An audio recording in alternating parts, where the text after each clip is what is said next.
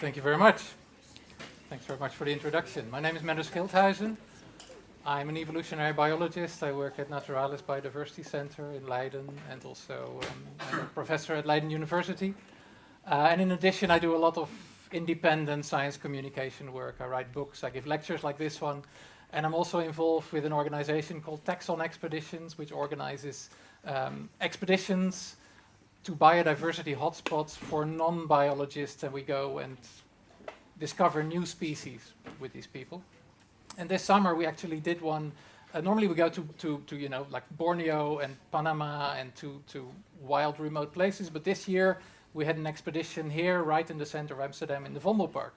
And we also discovered new species of insects right in the heart of the city. And that tells you that cities are really a force to be reckoned with in biology. And that's what I'm going to talk about today, about the evolution and biodiversity in the big city, this habitat that we humans have created.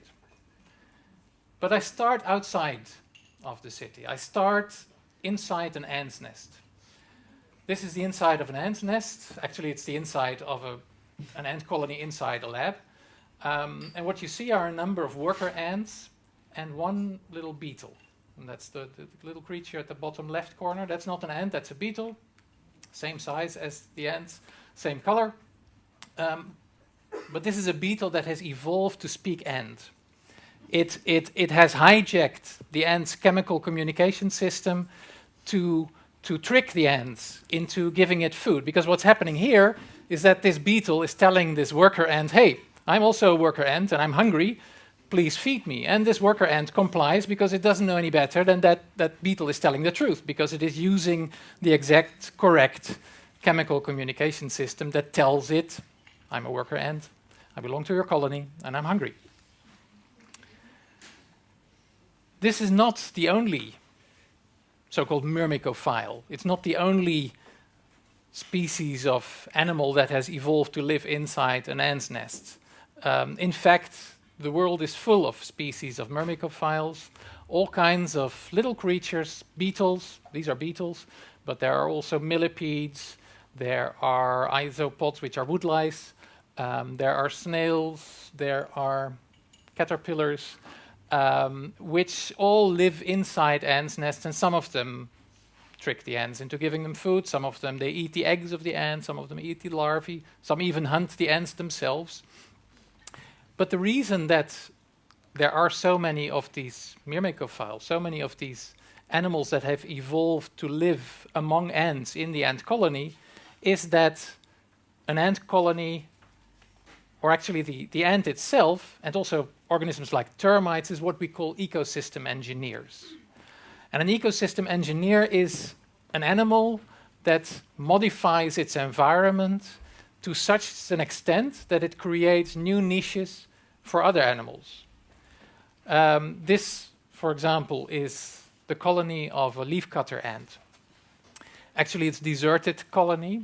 It has been filled up with cement by researchers, and then the researchers are excavating it to show how extensive this underground colony is. So they're digging it up, and you can see all this division of labor. You can see, among the different parts of the colony, you can see that there are different compartments and corridors between those compartments. And even though it's a very large colony with tens of millions of ants living together, the impact of the colony is much larger than this, because to keep that enormous colony running, the ants need to harvest food and other resources from the vast hinterland of the colony. So hundreds of meters around the colony, the impact of this nest can also be felt, because that's where they harvest all the stuff that they need to keep this high energy, dense colony of ants running.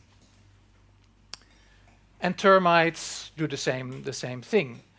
Now, for millions of years, ants and termites were the world's main ecosystem engineers. They were the animals that were able to modify their environment and to create niches for other animal species to live with them and to find food.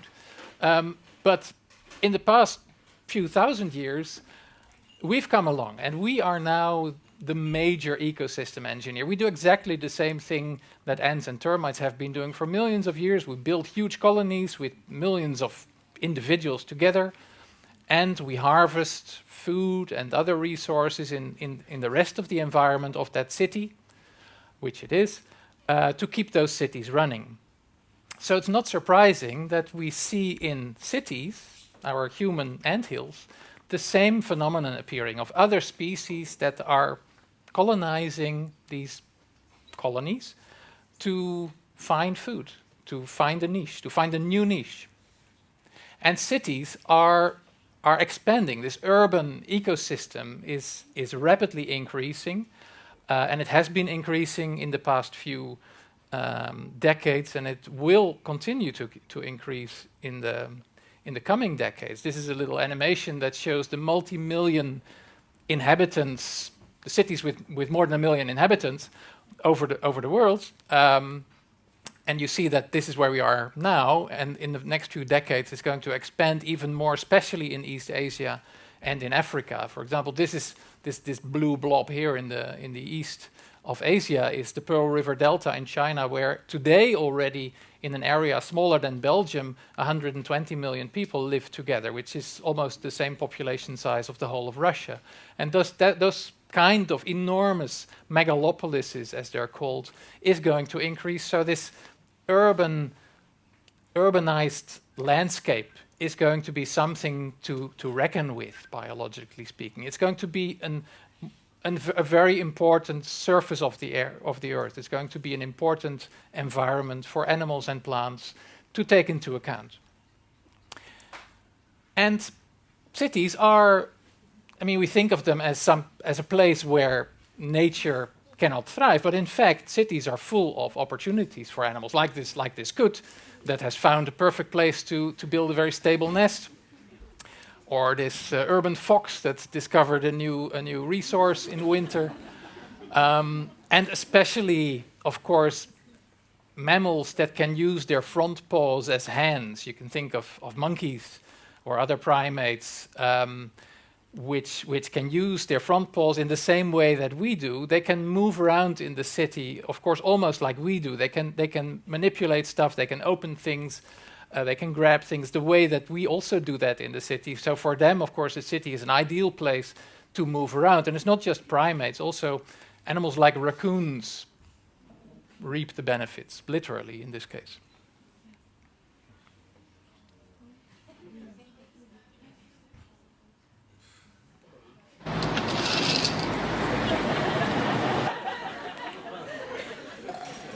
I love how he first pretends to be doing something else and then quickly grabs. And not only about food, there are also other opportunities which takes a bit more effort to think about. But for example, woodpeckers, they have this drum roll to defend their territory. I think the sound needs to be a little bit lower, but this woodpecker has discovered that this lamppost has much better acoustic properties than the traditional hollow tree that they use. So it can defend a much larger, much better territory because it has discovered that this lamppost, this thing that humans have created, is a perfect soundboard for its drum roll. It can amplify it and therefore seem larger and more impressive and can defend a larger territory. And not just animals are using the city for their benefit, also plants find stuff in cities that allows them to benefit. This is Danish curvy grass, and Danish curvy grass is a plant, a small plant that you can see flowering in June and July along the major highways in Western Europe. But if you had looked at a distribution map for this plant in the middle of the 19th century, you would only have seen the coastlines, because this is a beach plant. It's a plant that can withstand very high densities of salt.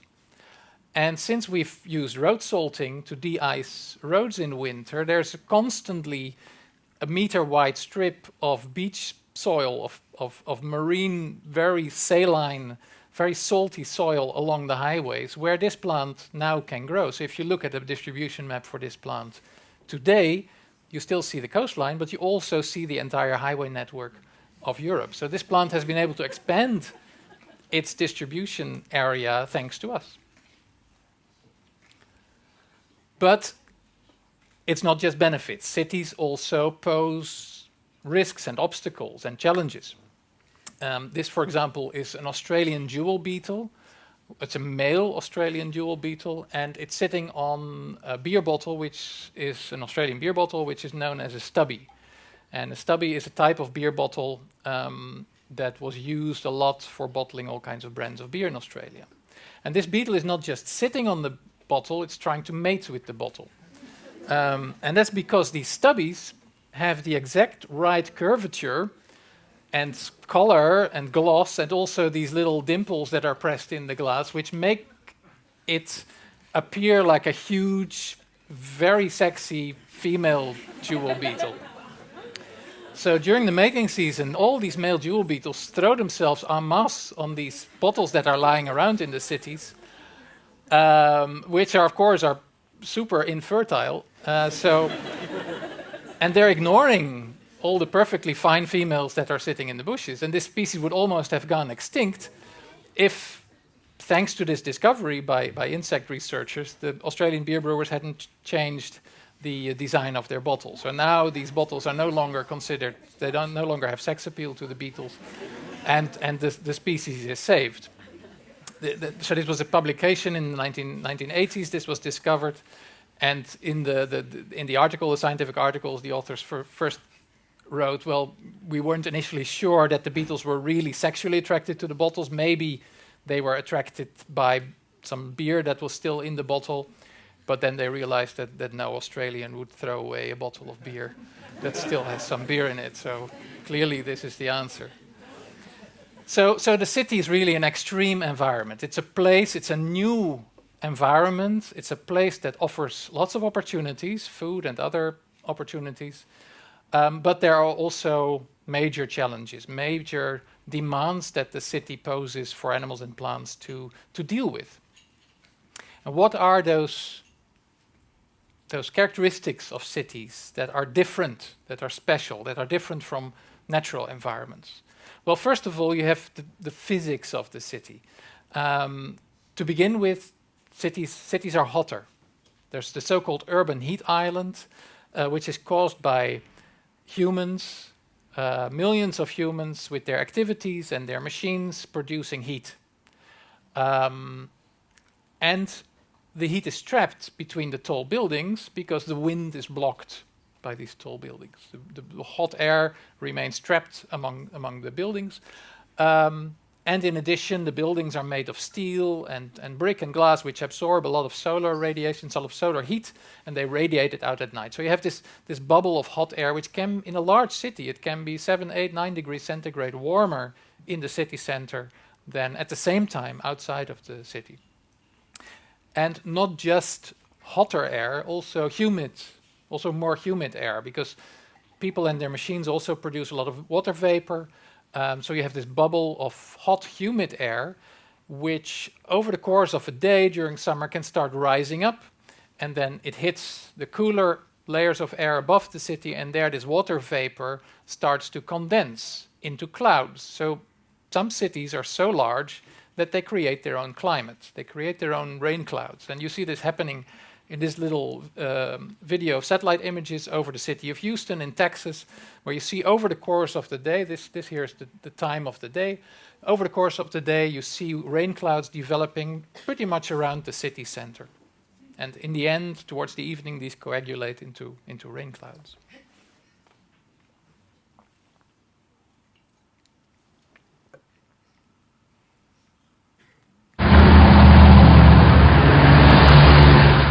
And then there's noise, traffic noise, and other kinds of machines that we use, which cause this constant low-frequency rumble. We're not even aware of it anymore. When you're in the city, you don't notice it anymore, but it's always there. There's always this low-frequency noise that is produced by all these machines and people. And a lot of animals use sound for communication. Birds sing, and insects and frogs, and some mammals use sounds. So they need to deal with this constant noise pollution, this constant low-frequency noise that is interfering with their communication. And finally, another physical aspect of the city is that we cover our city very much in substance, in materials, in surfaces that are so-called impervious, steel and brick and glass and other surfaces in which plants normally cannot take root very easily. So the result is that normally in natural environments you have vegetation everywhere. In the city, vegetation is very much fragmented. It's very much present only in small patches here and there. And that brings us to the second major group of characteristics of the city, this fragmentation of the green spaces. This is a map of the green spaces in London, and you can see it's like an island, it's like an archipelago of little green islands, larger and smaller green islands, in a sea of concrete, of roads and buildings. And if you would zoom in to the smaller scale, you keep seeing this fragmentation. Even at the smallest scale of meters, vegetation in the city is in small, scattered, fragmented bits. The third category of characteristics of the city is pollution. We humans, even if we try to curtail it, we produce a lot of waste products of chemical compounds. And not only compounds, but also radiation in the form of light and electromagnetic radiations. All those byproducts of our activities are concentrated in the city simply because we have so many people and so many activities in a small space. So pollution is almost inevitable, some form of pollution in cities. And finally, the fourth and final category is new ecological relationships. And I think this is actually the most important category. This is a picture taken in London, actually, but it could also have been taken here in Amsterdam, of a ringneck parakeet from India feeding on a horse chestnut from Asia Minor. And on the leaves of the horse chestnut, you see the markings of leaf mining caterpillars from Macedonia. So a little food web of 3 species interacting with each other. It's a little little ecosystem in the streets of London, composed entirely of species that are not from London. They're all exotic species, often from different parts of the world, so they have not had a history of interacting with each other, but we've introduced them to each other. Because in cities, our economic activities, the aquarium trade, the pet trade, the gardening trade, agriculture, bring in organisms from all over the world, and they are released on purpose or sometimes accidentally. So the urban ecosystem is composed of native species, but also a lot of species from all over the world, which start interacting. They start feeding on each other, or they start competing with each other, even though they have no history of doing that. So we create an ecosystem for them. Now, all these characteristics together produce a sort of evolutionary landscape. They produce an environment where there are great opportunities, new opportunities, and there are also great challenges, very hard conditions for animals or plants to live under. And that's ideal for evolution. You would expect cities to be a place where new characteristics start evolving, except that cities have not been around for evolutionary time periods. We tend to think of evolution as something that needs thousands, millions of years, and cities have been around just a few decades, at least at the scale that we see them now. But in fact, it turns out that evolution, if the conditions are very drastic, if there's a drastic environmental change, natural selection can be so strong that evolution can proceed much faster than we think. Here's a little thought experiment, and for this thought experiment I'm using a prop, and the prop is the Mcflurry Hedgehog. Now the Mcflurry Hedgehog is an actual museum specimen from the Natural History Museum in Rotterdam. If you haven't been there, please go, because they've got it's a very nice museum, and they've got a beautiful exhibition in the central hall of the permanent exhibition, which is called Dead Animal Tales. And Dead Animal Tales is filled with animals which have been taxidermied in exactly the position in which they have been found, and that was always a fatal interaction with us. And the Mcflurry Hedgehog was found dead somewhere in Rotterdam with its head stuck in a Mcflurry soft serve ice cream cup. That happens a lot, not just with Mcflurry ice cream cups, also with other ones. This is a still from a video you can find on YouTube of a hedgehog that was walking around with a different brand of ice cream cup on its head, which was rescued by a passerby. This is just after it was being rescued. The problem is there's a little bit of leftover ice cream in the bottom of the cup. The hedgehog would like to eat that, but there's usually a small opening in the lid of the ice cream cup, and the hedgehog has these spines which point backwards, so it gets its head in, and it cannot get it out anymore. So they are blinded, and they starve, or they run into the traffic, or they drown. So a lot of hedgehogs die because of the fact that they're trying to use a new opportunity that the city offers. However, you could imagine, and again, this is completely hypothetical, I'm not saying this is happening, but you could imagine that hedgehogs don't need those spines in the city. Maybe the predators that the spines would normally defend against are not present in the city. So the spines are actually only a hindrance because they are prevented from exploiting this new food source. So if there would be a mutant hedgehog with a genetic characteristic that makes it genetic mutation that makes it lose its spines, it might actually be a benefit. It might actually reproduce better, it might survive better, its offspring would inherit the spinelessness and they would also reproduce better. So over time you could imagine that this spinelessness gene would spread in the population. You get an urban hedgehog without any spines. Again, I'm not saying this is happening. However, there is a spineless hedgehog. This is Nelson. Nelson was discovered in a backyard in London. An adult hedgehog without any spines. We don't know whether this is genetic, but in principle, if it is genetic, Nelson could be the start of what we would call human-induced rapid evolutionary change, or HIREC. So an evolutionary change in hedgehogs which is caused by a new condition that we have introduced in their environment, in this case, Mcflurry ice cream cups.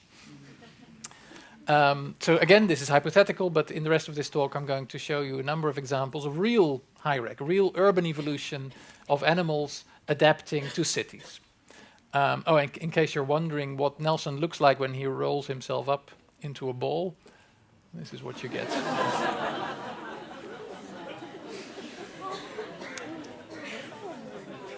You won't get that image out of your mind anymore. So let's go back to those four characteristics, those four groups of characteristics. First of all, the physics of the city. And I'd like to introduce this lizard. This is Anolis cristatellus. It's a lizard that lives in the Caribbean. It lives on the island of Puerto Rico. And its natural niche, which it has been carrying out for millions of years, is that it lives in forests and is running around on medium-sized branches of the forest, jumping from branch to branch, chasing insects. That's what it's good at, that's what it's evolved to do very well. But since the past few decades, larger cities have sprung up in Puerto Rico, and this lizard has colonized those cities. And in those cities, it's trying to do the same thing, except there are not many trees in those cities, but there are many human-made structures. There are rain pipes, and there are windowsills, and there are fences, and there are roof ledges, and this lizard is trying to jump from rain pipe to window ledge chasing insects. So they've become parkour lizards, but their legs are initially adapted for very rough surfaces in the forest. And now they're moving around on these very smooth surfaces, painted and flat surfaces, for which their feet may not be perfectly adapted. And you could imagine what would happen then if here you see a lizard moving around in an urban environment, and it doesn't cling on properly on the roof ledge, and it falls. Now these are fairly large lizards, so they could break something, or they could die even if they fall from a great height. So that's the evolutionary pressure. That's the natural selection that could kill off all the lizards that have imperfectly adapted feet and preserve the few that have slightly better feet, that are slightly better at holding on to these surfaces. This is Kristin Winchell, and she is a PhD student. She was a PhD student studying these lizards and trying to find out whether they are actually evolving in these Puerto Rican cities. So she was moving around with this modified fishing rod, catching lizards alive, and then subjecting them to all kinds of tests, So she would make X-rays of them to measure the bones of the legs, and she would put their feet on a flatbed scanner to count the number of lamellae under them. And she would also take eggs from the forest lizards and from the urban lizards, bring them to her lab, and hatch them, and to see whether any differences that she found would also appear if they grew up under the same conditions, so that she could really tell if it's a genetic difference or not. And this rather complicated graph is what she found, and I'll just walk you through it. There are dark boxes, which are the measurements from the urban areas, and there are light boxes, which are the measurements from the forest. So she had she studied them in 3 cities, and in 3 forests outside of those 3 cities. So you have 6 sets of measurements, and then these are the measurements for the rear legs. These are for the front legs. These are the lengths of the bones, and these are the number of lamellae under their feet. And the only thing I would like you to notice is that those dark boxes are always a bit higher than the corresponding lighter box, and that means that the urban lizards, on average, have longer legs and they have more lamellae under their feet than the corresponding forest lizards nearby. And you could imagine that, longer legs may make you balance better on a flat surface, and more lamellae under your feet can make you cling on better on those roof ledges. But she's also doing experiments. So she's built a ramp of very smooth urban surface made out of tiles, and she chases forest lizards and urban lizards up that ramp and measures how well they perform. So it looks like it's flat, but it's actually under 45-degree angle. It's filmed from also under that same angle, and you will see the lizard running from right to left. And here you see an urban lizard running over this ramp, and it's really moving along without any problems. But if you do the same thing with a forest lizard on this very smooth, very slippery surface, you can really tell that it's having trouble. It's sliding back, and it has to pause now and then. So its feet, clearly, they're perfect feet for the forest, but they're not good for the urban environment.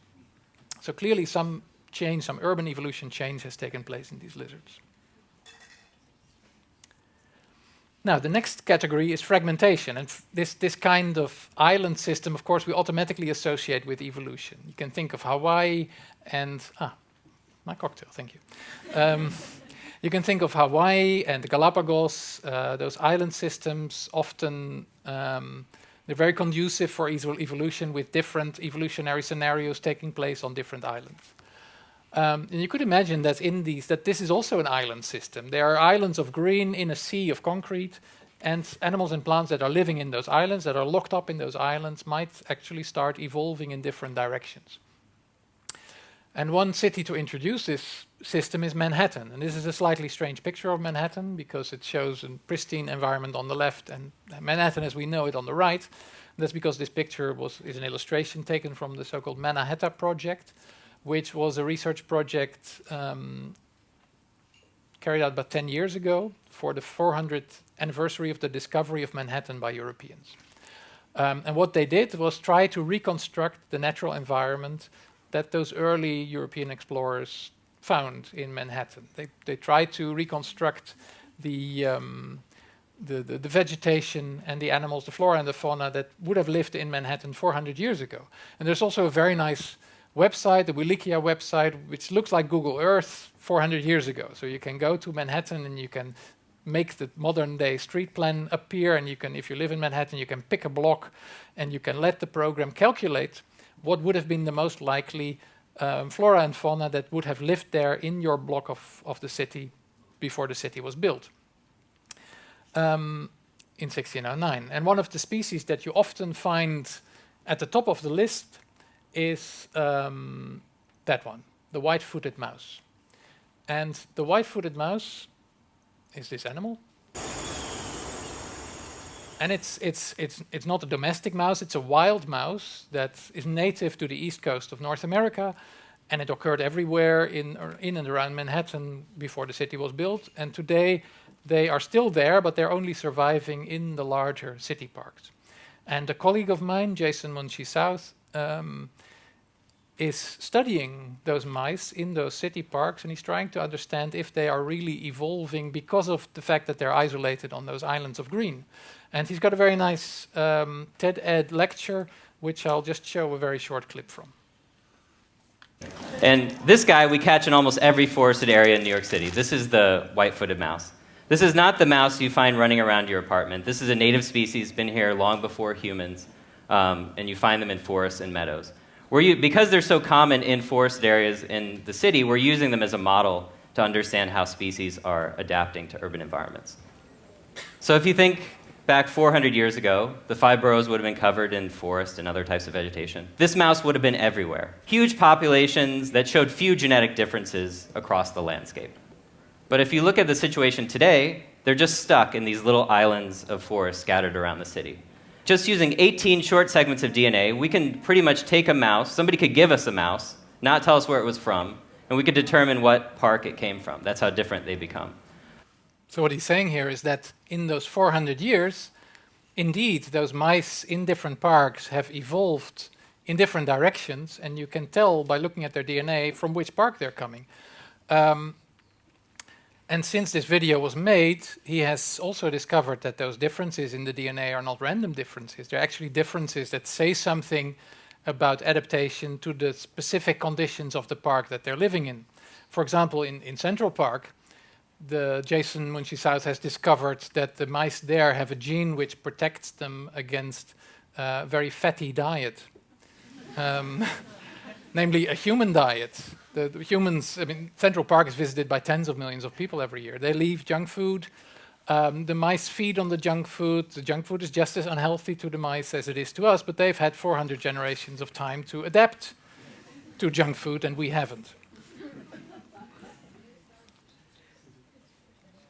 Now, pollution. In my book, I give a lot of examples of animals and plants adapting to chemical pollution, but now I'd like to talk about light pollution. Light pollution, I think, is a very important factor in cities, and it's also a very new factor. I mean, you have to imagine, pollution has been around forever because there's also natural pollution in areas which have high metal concentrations, for example, but artificial light is something completely new. For millions of years, nocturnal animals, the only light they would see at night would be the moon and the stars. And insects, for example, would actually use the moon to navigate. If they wanted to fly in a straight line, all they need to do is keep a fixed angle with the moon, and you fly in a straight line. But if suddenly that moon is not a moon, but it's a street lantern, which is much closer, and if you then keep a fixed angle, you don't fly in a straight line, but you fly in circles around the street lantern. And they end up sitting, sometimes they end up dying because of the heat of the light, or they end up sitting near the light and wasting their time that they should have spent looking for food or looking for mates. So light pollution is bad for nocturnal insects. They're distracted by it, they lose their life, or at least they lose time. So you would expect that over those 150 years that we've had artificial light at night, that insects would have evolved to adapt to them. But surprisingly, only 2.5 years ago, this was studied for the very first time in a single species of insect. This insect, the small ermine moth, you may not know this moth, but you probably know the caterpillars. They produce these nests with dozens of caterpillars living together in silk, in usually some rosaceous shrub like hawthorn or prune trees.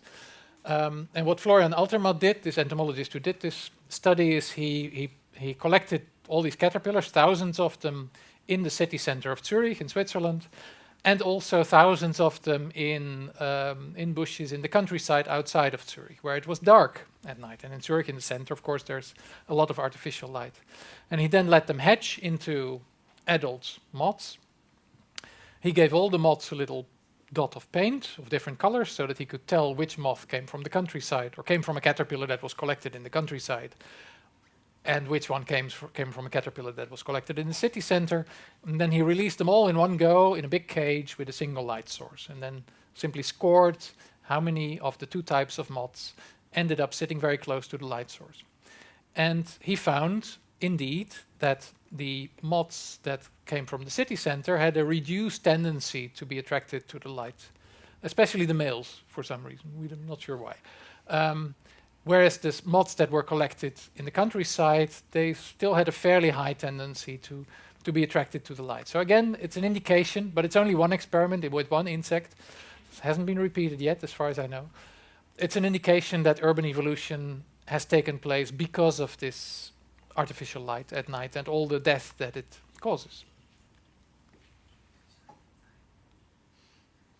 And then finally, what I think is probably the most important set of category of conditions is these new ecological relationships. And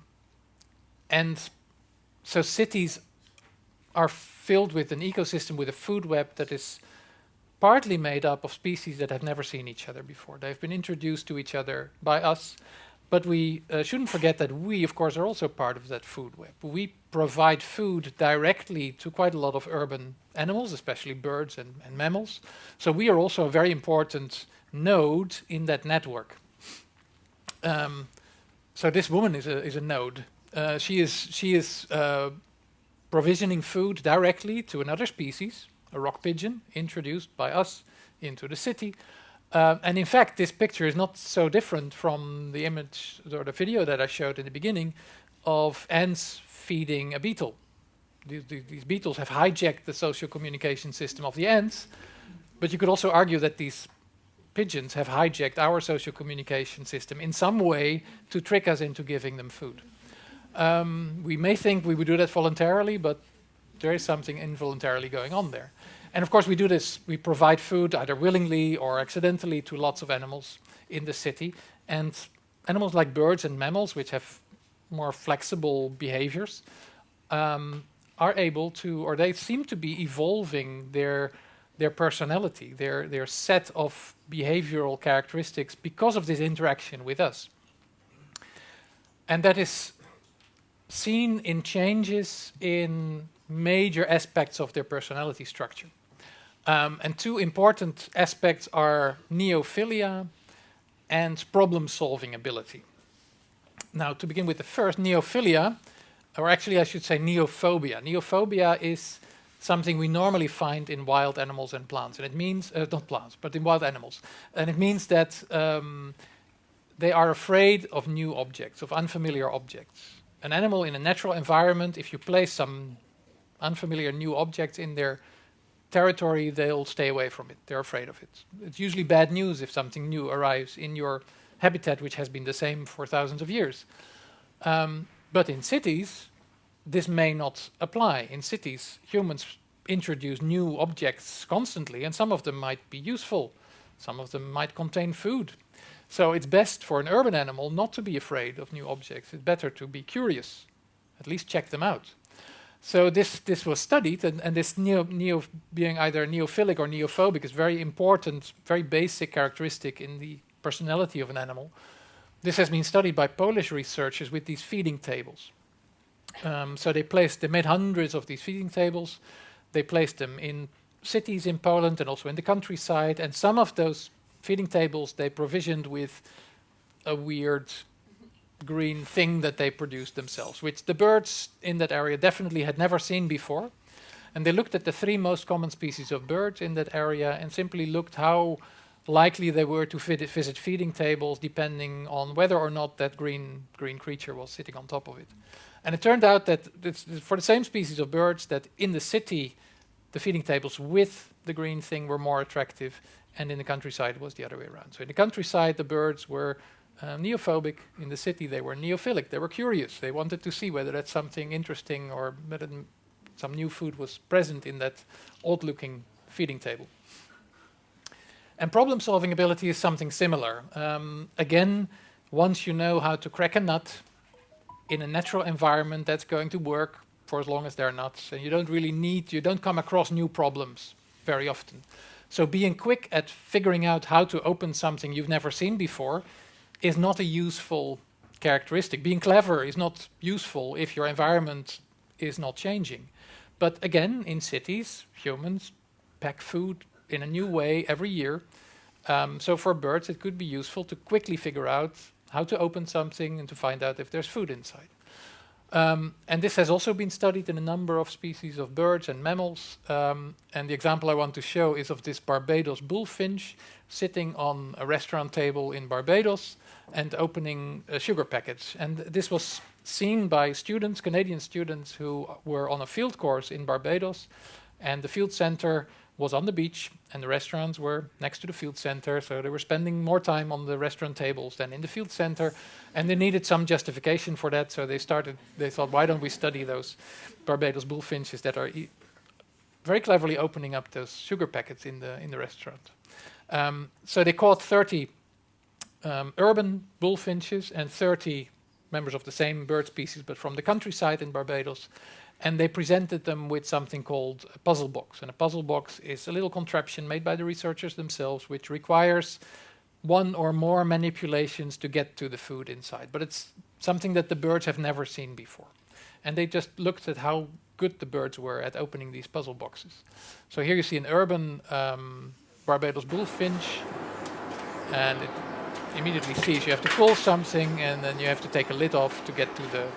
You can see him checking out the nuts inside, take the lid off to get to the nuts. And it turns out these urban bullfinches could do this. They could all do this, and they could all do it within a minute. Whereas the countryside bullfinches, half of them couldn't do it at all, and the other half took much longer than a minute to open up the puzzle boxes. So again, problem-solving abilities are enhanced in urban birds that are often encountering these new problems. And we know that these sort of very basic traits of your personality, they have a genetic component. So this could also be something that is at least partly evolving. They might also be imitating each other, but there's probably evolution going on as well. Now, the examples I've given you of urban evolution, of course, are all very subtle.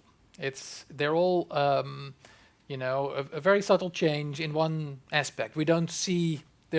those urban bullfinches are still the same species as the countryside bullfinches. You don't see the evolution of completely new species that we've seen in ants' nests. But again, you wouldn't expect that because ant nests have been around for millions of years, tens of millions of years, whereas cities have been around only for a few thousand years. So you can't really expect that the same degree of evolution has taken place in cities as you see in ants' nests. But there's one or two exceptions, and one of them is the familiar urban blackbird. The urban blackbird was one of the birds that started colonizing cities, the earliest of all urban birds. It's had several centuries of adaptation and adaptation to cities, and it has changed not in one characteristic, but in a whole list of characteristics. So its beak is shorter.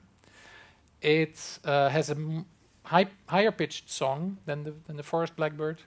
It sings at night, whereas the forest blackbird only sings by day. Urban blackbirds start breeding very early on in the season, much earlier than the forest blackbirds. Urban blackbirds don't migrate, they stay in the city the whole year, whereas forest blackbirds, they migrate to the south in winter, and they are replaced by forest blackbirds from the north. So in the forest you also have always have blackbirds, but they're different blackbirds in winter compared to summer. They are literally more relaxed. They have a personality which is less easily stressed, and you can trace that to a mutation in a gene which codes for a serotonin receptor, so a receptor for a hormone. And also, so they stay in the city the whole year, which has to do with the fact that it's warmer in the city, this urban heat island, and that there's food all year round. That also means that causes them to start breeding. Their body clock has changed, so they start breeding earlier in the year before the forest blackbirds are back from their migration. So there's also sort of a barrier. There's not much interbreeding anymore between forest blackbirds and urban blackbirds because they breed earlier than the forest blackbirds come back. So this could be a case where you really have the beginning of a new species. It could be that if this continues, that a few hundred years from now, the bird guides will have two species of blackbird in them, an urban one and a forest one. Now, on the one hand, of course, although cities are richer in biodiversity than we think, they're still poorer than natural environments. The species that can survive in cities including, even if you include the ones that are adapting to survive in cities, is still a subset of the much richer biodiversity that you find in pristine environments. So there we lose a lot of biodiversity when we create a city somewhere. But at the same, so that you might get, as a biologist, I might get depressed about that. But on the other hand, it's also exciting to watch what happens. It's the fact that we're living at a time when a completely new ecosystem is appearing on Earth, and a completely new ecosystem is evolving, and all thanks to us, is very fascinating to observe, at the very least, as a biologist. And biologists, of course, are not the only people aware of this. Cities, by definition, are full of millions of people with millions of pairs of ears and eyes and hands, and at least some of them are interested in animals and plants, and they observe a lot of the wildlife in the city. You have these citizen science web platforms like iNaturalist, or in the Netherlands you have waarneming.nl, where people log their observations together with pictures, and those pictures could be used to track the urban evolution of lots of urban animals and plants and compare them with non-urban animals and plants. So this could be an important tool for studying the urban evolution, especially if we would involve citizens in research projects. And we've been experimenting with that with these garden snails. These are Cepea nemoralis, a very common garden snail, and it has shells that come in different colors. They can be yellow, pink, brown, with or without black bands. And we know that the shell color says something about the internal temperature of the snail when it's sitting in the full sun. So the very light colored shells, the pale yellow ones without any black stripes, they stay 1 or 2 degrees centigrade cooler than other darker shells with a darker shell. So in the urban heat island, it could be that those light colored shells are the ones that are most likely to survive. So the urban snail might be evolving towards a lighter colored shell. We studied this by launching an app which we very cutely called Snail Snap, which people could use to take pictures of snails in the garden, in the street, and in the countryside, and upload them, and we would then analyze the colors of the shell. So we did that. We got about 10,000 pictures of snails in 2017. And indeed, we could show, it was just published a few months ago, we could show that indeed urban snails are becoming lighter. They are evolving a more brightly colored urban outfit. So with that, I'd like to leave you. There's much more, even though it's a young field of research. What I've told you is just a subset of what you can find in my book, for which my American publisher made this very cute animation. And thank you for your attention. Doe wat met je vinger, dus je durft te zien hoe je